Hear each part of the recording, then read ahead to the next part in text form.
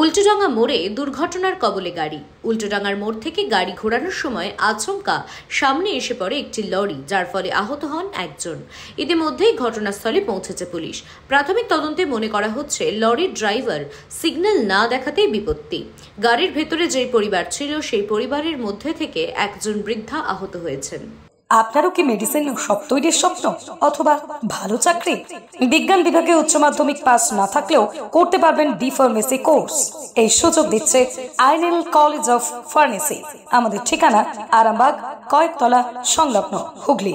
যোগাযোগ নম্বর 9224763316।